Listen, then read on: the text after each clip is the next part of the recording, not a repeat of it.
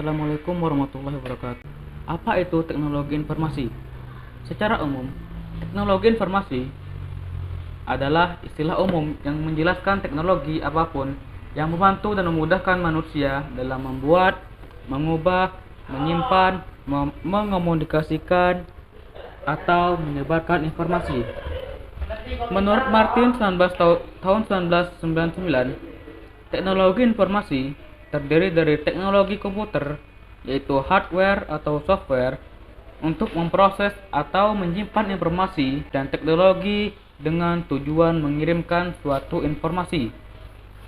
Menurut William Sawyer tahun 2007, teknologi informasi menyatukan komputasi dan komunikasi dengan berkecepatan tinggi untuk mengetahui data, suara, dan video. Sejarah teknologi informasi sudah ada pada masa prasejarah, yaitu sebelum 3000 sebelum Masehi, yaitu berupa gambar pada dinding-dinding gua atau tebing bebatuan.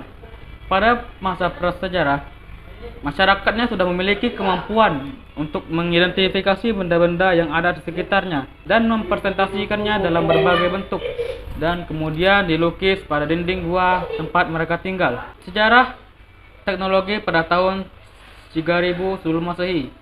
Pada masa ini, orang-orang mulai mengenal simbol atau tulisan, dan ditemukan pertama kali simbol untuk informasi digunakan oleh bangsa Sumeria. Tulisan yang digunakan waktu itu berupa simbol-simbol yang dibentuk dari piktograf sebagai huruf. Simbol atau huruf-huruf yang digunakan sudah mempunyai bunyi yang berbeda dalam penyebutan untuk setiap bentuk, sehingga sudah mampu membentuk kata atau kalimat. Tahun 2900 sebelum Masehi.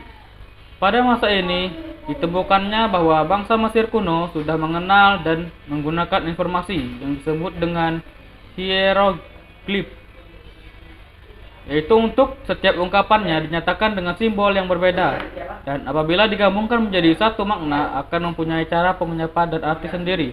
Bentuk dan bahasa Mesir kuno lebih maju dan lengkap dibandingkan dengan tulisan bangsa Sumeria pada tahun 500 sebelum Masehi. Pada masa ini ditandai dengan pengenalan pada media informasi yang sebelumnya menggunakan lempeng tanah liat. Pada masa ini manusia sudah mengenal media informasi, yaitu menggunakan serat pohon, yaitu serat pohon papyrus yang berasal dari sekitar sungai Nil yang dijadikan media menulis atau media informasi pada saat itu, tahun 1800-an. Pada masa 1830, orang-orang sudah mengenal program komputer. Yang pertama kali diprogramkan yang bekerjasama dengan Charles Babbage. Mereka menggunakan mesin analytical yang dengan memprogramnya desain dan untuk mampu menerima data, mengelola data, dan menghasilkan bentuk keluaran dalam sebuah kartu. Selanjutnya ditandai dengan teknologi pengiriman informasi. Mereka mengirim informasi secara elektronik antara dua orang di tempat yang berjauhan melalui kabel yang berhubungan kedua tempat tersebut. Pada tahun 1877, Alexander Graham Bell mengembangkan telepon yang dipergunakan secara umum. Telah dipergunakan sistem penyimpangan dalam pita magnetik untuk yang pertama kalinya. Jenis-jenis informasi. Yang pertama adalah absolute information.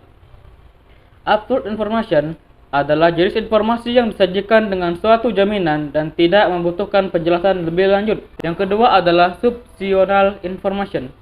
Substantial information adalah jenis informasi yang merujuk kepada kasus di mana konsep informasi digunakan untuk sejumlah informasi. Dalam pengertian ini, informasi kadang kala digantikan dengan istilah komunikasi.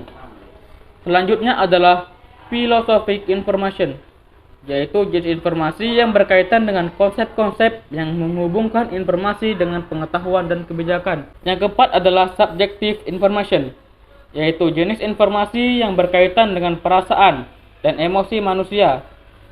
Dan yang kelima adalah objective information, yaitu jenis informasi yang merujuk pada karakter logis informasi tertentu. Terakhir adalah cultural information, yaitu informasi yang memberikan gambaran kepada budaya. Apa itu komputer? Komputer merupakan suatu perangkat elektronika yang dapat menerima dan mengelola data menjadi sebuah informasi, menjalankan program yang tersimpan dalam memorinya, serta dapat bekerja secara otomatis dengan aturan-aturan tertentu. Sejarah komputer, yaitu pada masa awal cetusnya, komputer dibuat untuk mesin hitung. Istilah komputer sendiri berarti penghitung, sehingga komputer digunakan untuk berhitung pada masa saat itu. Desain komputer dengan programannya sendiri baru muncul pada awal abad ke-19. Pencetusnya adalah seorang polimat sekaligus insinyur mesin asal Inggris, yaitu Charles Babbage tahun 1822. Komputer bagian B.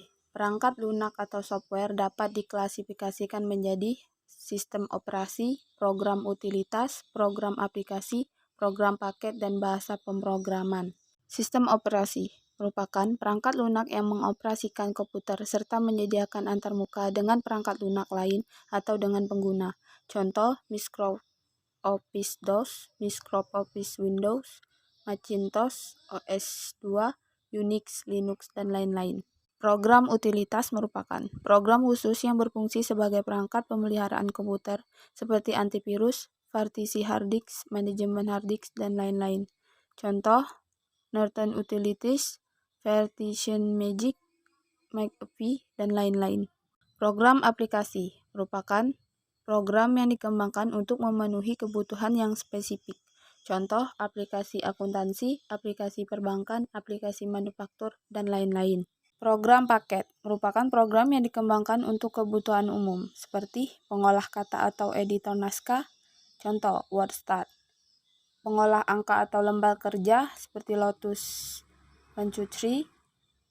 Selanjutnya presentasi, seperti Microsoft PowerPoint. Desain grafis seperti CorelDRAW, Photoshop, dan lain-lain. Bahasa pemrograman merupakan perangkat lunak untuk pembuatan atau pengembangan perangkat lunak lain. Bahasa pemrograman dapat diklasifikasikan menjadi tingkat rendah, sedang, dan tinggi. Pergeseran dari tingkat rendah ke tinggi menunjukkan kedekatan dengan bahasa manusia. Bahasa tingkat rendah atau assembly merupakan bahasa dengan pemetaan satu persatu terhadap instruksi komputer.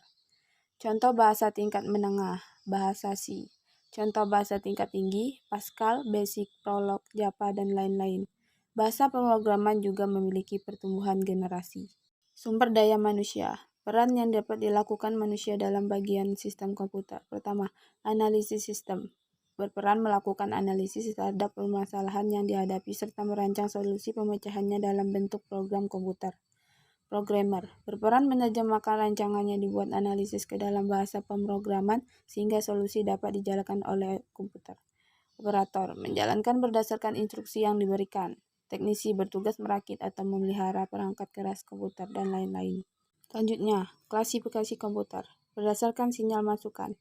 Komputer analog menerima sinyal, contoh komputer penghitung aliran BBM dalam SPBU. Komputer digital menerima masukan digital seperti komputer kebanyakan yang kita kenal. Komputer hibrid menerima masukan analog dan digital. Berdasarkan ukuran, dapat dilihat dari ukuran fisik dan kapabilitasnya. Contoh komputer mikro berukuran kecil, yaitu notebook. Komputer mini berukuran lebih besar, contoh komputer alpha.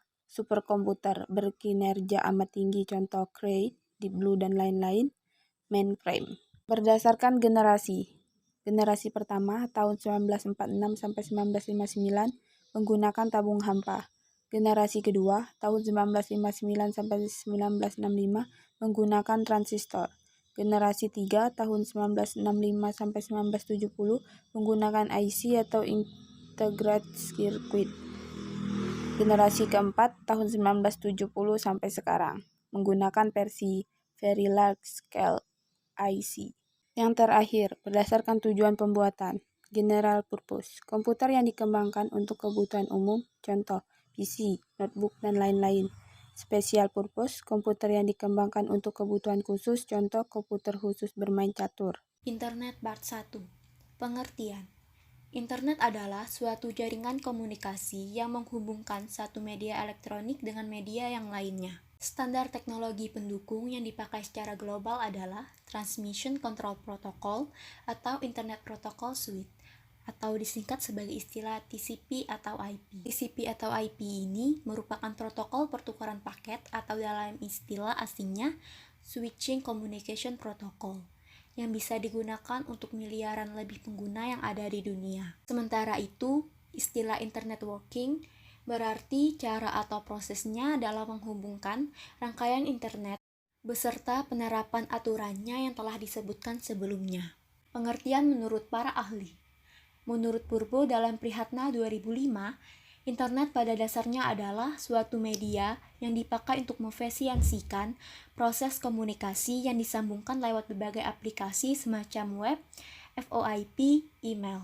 Menurut Utomo 2002, internet adalah singkatan atau singkatan dari International Network yang didefinisikan juga sebagai suatu jaringan komputer yang sangat besar, di mana jaringan komputer tersebut terdiri dari beberapa jaringan-jaringan kecil saling terhubung satu sama lain. Sejarah. Di tahun 1960-an, Departemen Pertahanan dari Amerika Serikat lewat Advanced Research Projects Agency, yang disingkat juga sebagai ARPA, merintis suatu sistem jaringan bernama ARPANET.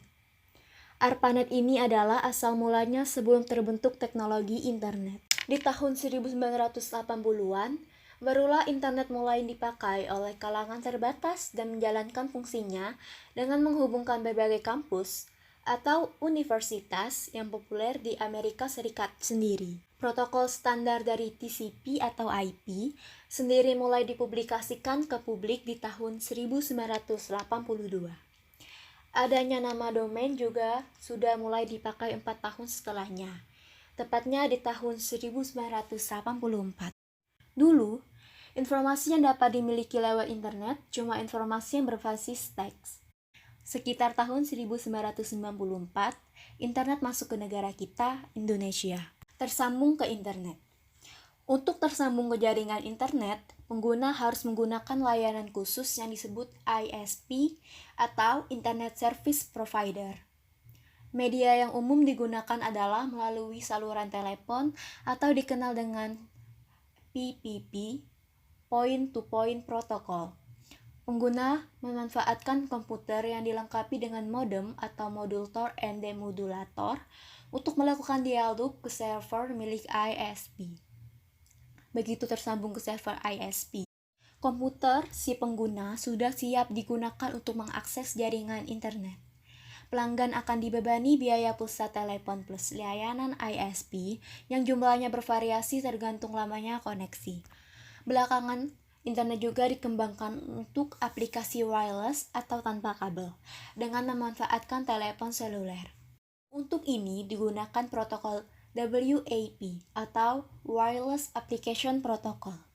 WAP merupakan hasil kerjasama antar industri untuk membuat sebuah standar yang terbuka atau open standard yang berbasis pada standar internet, dan beberapa protokol yang sudah dioptimasi untuk lingkungan wireless. WIP bekerja dalam modus teks dengan kecepatan sekitar 9,6 kbps. Selain WAP, hingga saat ini sudah banyak sekali perkembangan jenis koneksi internet sebagai berikut: GPRS, 2G, 3G, HSDP, HSUPA, HSPA, FDO, dan 4G.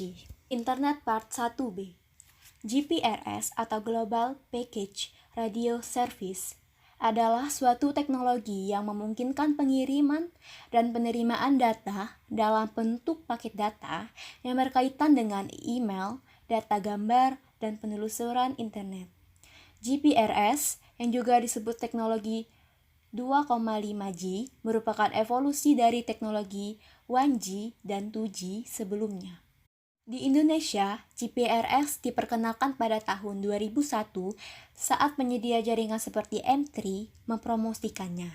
Idealnya, jaringan GPRS memiliki kecepatan mulai dari 56 kbps sampai 115 kbpw. Hal itu tergantung faktor-faktor seperti konfigurasi dan alokasi time slot pada level BTS, software yang digunakan, dan dukungan fitur dan aplikasi ponsel yang digunakan. EDGE atau Enhanced Data Rates for Global Evolution merupakan kelanjutan evolusi dari GSM dan IS-136 dengan tujuan pengembangan teknologi untuk meningkatkan kecepatan transmisi data, efisiensi spektrum, dan memungkinkannya penggunaan aplikasi-aplikasi baru serta meningkatkan kapasitas. Jaringan 8G juga disebut sebagai teknologi 2,75G, diperkenalkan pertama kali oleh Singular atau sekarang AT&T di Amerika Serikat pada tahun 2003. Jaringan 8G pada idealnya memiliki kecepatan mencapai 236 kbps. Teknologi 3G atau Third Generation Technology merupakan teknologi evolusi dari generasi sebelumnya yang memiliki kapasitas pengiriman dan penerimaan dari lebih besar dan lebih cepat. Teknologi 3G sering juga disebut dengan mobile broadband. Nah, keunggulannya sebagai modem untuk internet yang bersifat portable. Perkembangan 3G secara komersial dimulai pada tahun 2001 di Jepang oleh NTT DOCOMO yang kemudian disusul oleh Korea Selatan pada tahun 2002.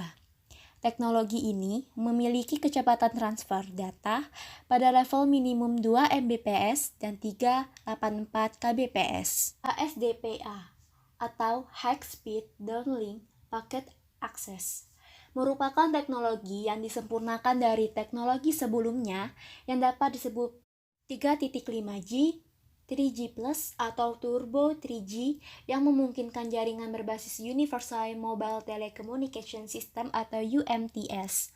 Penggunaan HSDPA saat ini menyokong kecepatan penelusuran dari 1.8, 3.6, 7.2 hingga 14 Mbps.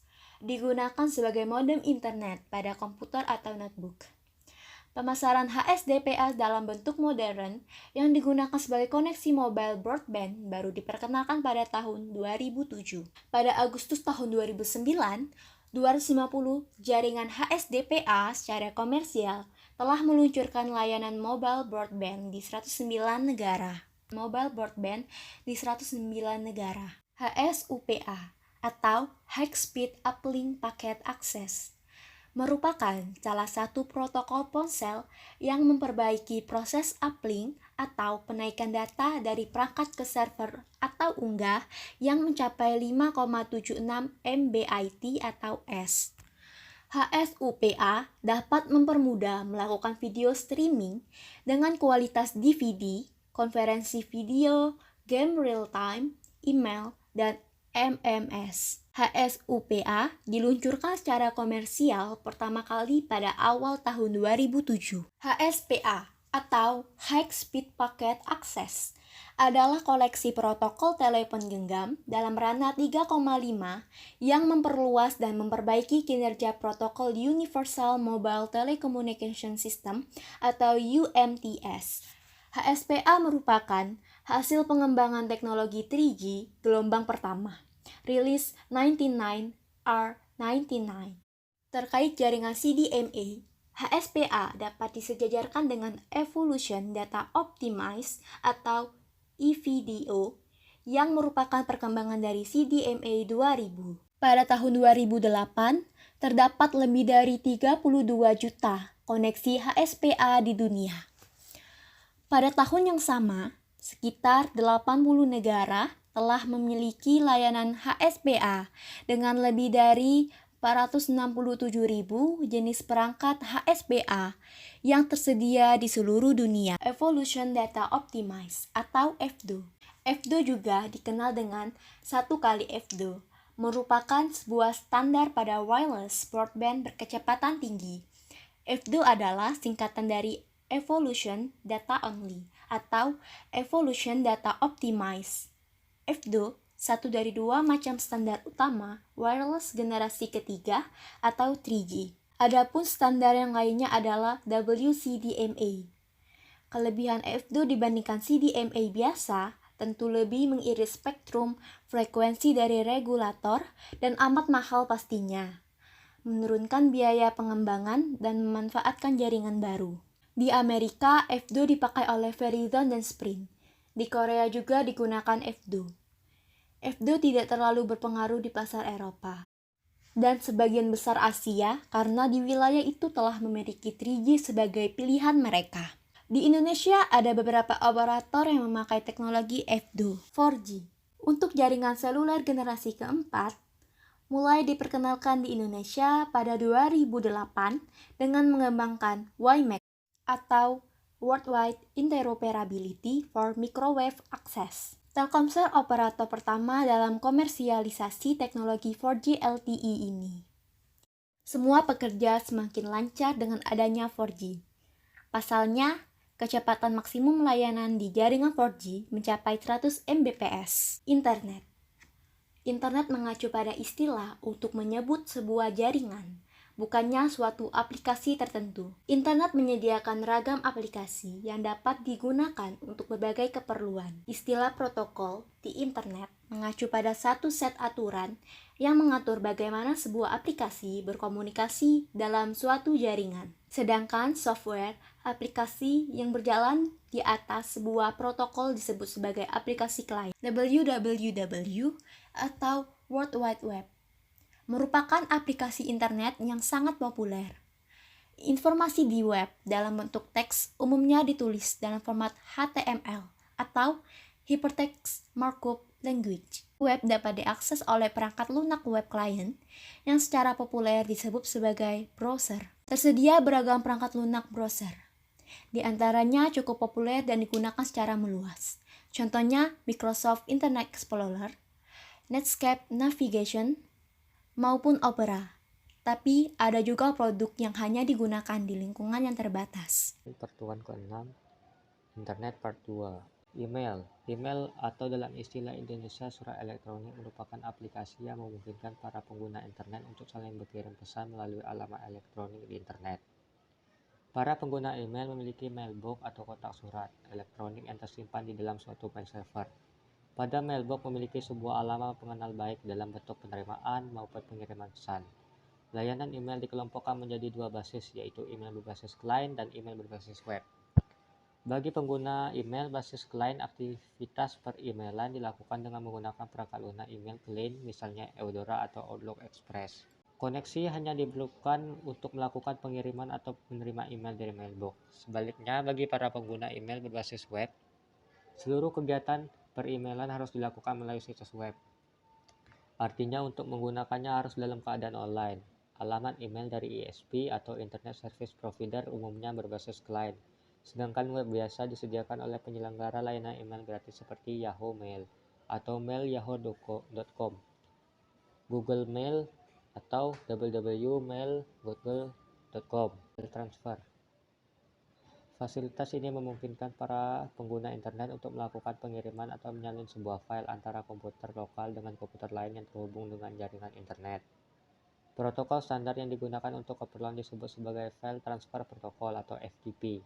FTP juga dimanfaatkan untuk melakukan proses upload suatu halaman web ke web server agar dapat diakses oleh pengguna internet lainnya. Remote Login. Layanan Remote Login mengacu pada program atau protokol yang menyediakan fungsi yang memungkinkan seorang pengguna internet untuk mengakses login ke sebuah terminal atau remote host dalam lingkungan jaringan internet. Dengan memanfaatkan Remote Login, seseorang pengguna internet dapat mengoperasikan sebuah host dari jarak jauh tanpa harus berhadapan dengan host bersangkutan. Dari sana, dia dapat melakukan maintenance atau pemeliharaan server, menjalankan sebuah program atau malahan menginstal program di remote host. IRC, Internet Relay Chat.